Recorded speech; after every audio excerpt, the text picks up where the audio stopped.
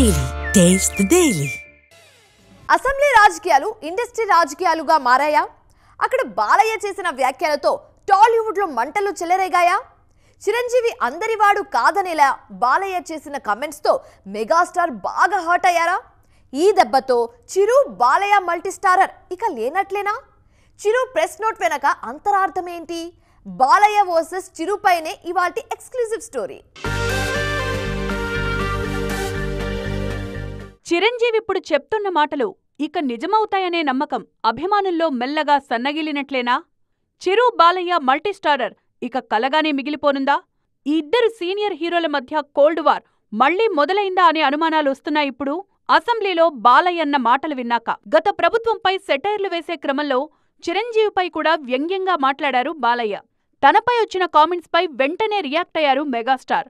ఆ ప్రభుత్వంలో ఇండస్ట్రీ మేలు కోసమే నాటి ముఖ్యమంత్రి వైఎస్ జగన్ను కలిశామని, తానొక్కడే వెళ్లకుండా అందర్నీ కలుపుకునే వెళ్లాను అన్నారు చిరు. బాలయ్య ఫోన్లో కూడా అందుబాటులోకి రాలేదు అన్నారు మెగాస్టార్. ఎవడూ గట్టిగా మాట్లాడినోడే లేడు అంటూ బాలయ్య చేసిన కామెంట్స్పై స్పందిస్తూ అసలా రోజు ఏం జరిగిందో చెప్పకపోతే తప్పు తనపైనే ఉంటుందని వెంటనే రియాక్ట్ అయ్యారు చిరంజీవి.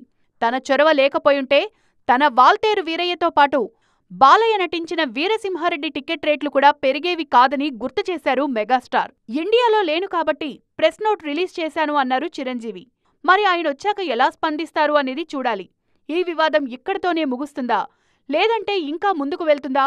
ఇండస్ట్రీ రాజకీయాలు ఎటువైపు వెళ్తున్నాయన్నది ఆసక్తికరమే.